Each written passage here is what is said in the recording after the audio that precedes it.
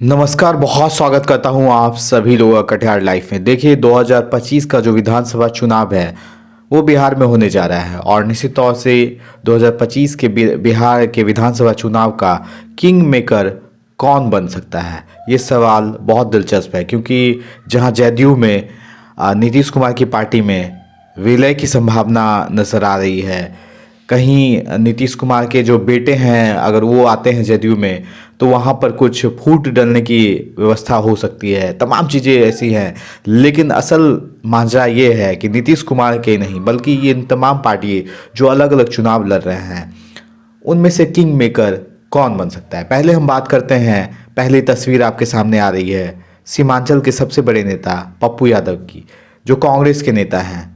हालांकि उन्होंने निर्दलीय चुनाव लड़ा है पूर्णिया से, लेकिन अपने आप को कांग्रेस के नेता के तौर पर प्रोड्यूस करते हैं। और कन्हैया कुमार के सब जब उनकी यात्रा शुरू होगी, चूँकि कन्हैया कुमार को बिहार में भेजा गया है और बिहार चुनाव को देखते हुए तो निश्चित तौर से उनकी एक अहम भागीदारी नज़र आ सकती है। तो क्या बिहार में कांग्रेस जो है वो पप्पू यादव के दम पर क्या पप्पू यादव को सीएम उम्मीदवार बना सकती है? क्या पप्पू यादव किंग मेकर की भूमिका अदा कर सकते हैं? ये सवाल है आप सबों से, बताइए हमारे पास। दूसरी तस्वीर हम प्रशांत किशोर की आपको दिखा रहे हैं, जो कि लगातार जन स्वराज पार्टी को आगे बढ़ाने के लिए तमाम वो चीज़ें कर रहे हैं जिसकी वजह से वो सत्ता में आ सके। हालांकि प्रशांत किशोर को आप किंग मेकर पहले से ही कर सकते हैं, लेकिन किंग मेकर ये बनाया करते थे, इस बार इन्हें बनना है। और इसी वजह से लोग जो राजनीतिक गुरु हैं वो कह रहे हैं कि प्रशांत किशोर एक रणनीतिकार हो सकते हैं, लेकिन नेता के रूप में बिहार में प्रतिस्थापित करने में उन्हें समय लगेगा। तो प्रशांत किशोर की अपनी एक अलग कहानी है, कितनी सीट लेके आएंगे। रणनीतिकार तो हैं, लेकिन कहीं ना कहीं बिहार में कितनी सीटें वो उपलब्ध करा सकते हैं अपने लिए। हालांकि जो उपचुनाव हुए थे उनमें 4 सीटों पर उन्होंने अपने उम्मीदवार उतारे थे, लेकिन उन्हें जीत दर्ज नहीं करवा पाए। हालांकि बीपीएससी के मामले में उनकी जो राजनीतिक यात्रा है वो थोड़ी सी ऊपर चढ़ी, लेकिन उसके बाद थम सी भी गई है। तो आपका वोट क्या प्रशांत किशोर को जाएगा? अब बात करते हैं चिराग पासवान की। तो चिराग पासवान तो पहले से ही बीजेपी में हैं और निश्चित तौर से नरेंद्र मोदी के वो हनुमान जी के रूप में कार्यरत हैं। तो चिराग पासवान भी एक अहम उम्मीदवारी जो है बिहार में पहले से ही करते आ रहे हैं। तो चिराग पासवान किसी भी परिस्थिति में जो है भारतीय जनता पार्टी को छोड़कर कहीं और जाने वाले नहीं हैं। और इनके ज़्यादातर सीट तो नहीं आते हैं, कम आते हैं, क्योंकि इनके चाचा और भतीजे के बीच विवाद होने के बाद जो इनकी पार्टी है वो टूट सी गई है और नया और पुराने के चक्कर में ये लोग खुद उद्भेदन में फंसे हुए हैं। तो निश्चित तौर से इन दोनों चाचा और भतीजे में कौन किंग मेकर की भूमिका अदा करेगा, ये भी आप हमें निश्चित तौर से बताइए। और अब जीतन राम मांझी की बात करते हैं। जी हाँ, जीतन राम मांझी, इन्हें बिहार का मुख्यमंत्री, पूर्व मुख्यमंत्री के तौर पर भी आप जानते हैं। मांझी समाज से आते हैं, लोकसभा विधानसभा में नज़र भी आते हैं। ये निश्चित तौर से इनकी एक अलग भूमिका अदा करती है। जब नीतीश कुमार के साथ जदयू में थे तो नीतीश कुमार ने इन्हें मुख्यमंत्री बना दिया था।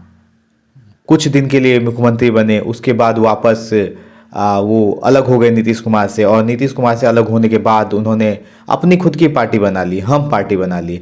और हम पार्टी के दम पर वो लगभग कुछ सीटें ले आते हैं और निश्चित तौर से सत्ता में जब इन नीतीश कुमार के साथ ये रहते हैं तो कहीं ना कहीं ये अटैचमेंट करके रह लेते हैं। हालांकि नीतीश कुमार से अटैचमेंट होने से पहले ये भारतीय जनता पार्टी के साथ थे और उन्हीं के साथ रहेंगे।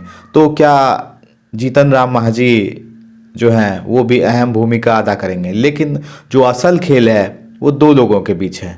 जी हाँ, राजद, राष्ट्रीय जनता दल और नीतीश कुमार की पार्टी के बीच।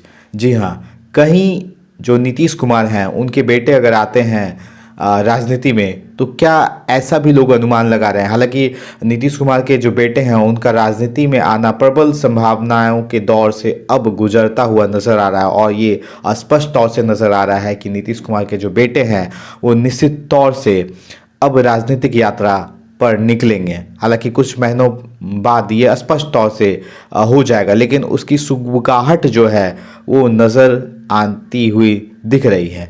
अब राष्ट्रीय जनता दल और क्या नीतीश कुमार की पार्टी में फिर से एक दफ़ा गठबंधन हो जाएगा? हालांकि नीतीश कुमार हो सकता है कि इस बार रिटायरमेंट ले ले राजनीतिक से, या भारतीय जनता पार्टी उन्हें किसी और अलग पोस्ट पर नजर आते, और लेकिन इस बार स्पष्ट तौर से भारतीय जनता पार्टी की जो अदा है, मतलब भारतीय जनता पार्टी जो है वो चुनाव से पहले कभी भी अपने उम्मीदवार की घोषणा नहीं करती है, क्योंकि वो मुख्यमंत्री वो लोग एक जब पूरा चुनाव जीत जाते हैं तब जाके मुख्यमंत्री का चुनाव करते हैं विधायक दल के बाद, और यहीं पे बीजेपी अपने पेच को फंसा के रखती है।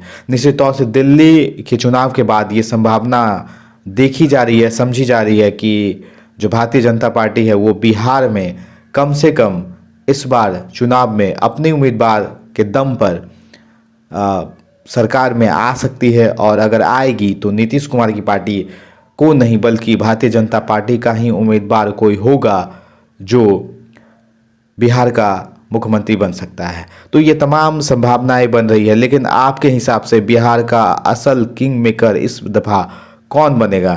सीमांचल के इन तमाम नेताओं की तस्वीरें आप देख रहे हैं, और निश्चित तौर से ये सवाल जो है भविष्य के गर्त में भी है, लेकिन एक अंदाज़ा लगाइए, अनुमान लगाइए कि कौन बन सकता है जो सीमांचल का किंग मेकर, बिहार का अगला मुख्यमंत्री कौन? ये सवाल क्वेश्चन मार्क आपके लिए है। फिलहाल इस वीडियो में इतना ही, लेकिन ऐसे तमाम वीडियोस को पाने के लिए फौरन हमें लाइक कर ले, शेयर कर ले, सब्सक्राइब कर ले। यूट्यूब, फेसबुक, इंस्टाग्राम पर हम उपलब्ध हैं, तथा हमारे तमाम सोशल मीडिया लिंक्स को अपने दोस्तों, रिश्तेदारों, परिचितों के बीच शेयर कीजिए, साझा कीजिए, मजबूत बनाइए हमें। अपना बहुत बहुत ख्याल रखिए, बने रहिए हमारे साथ और देखते रहिए कटिहार लाइव।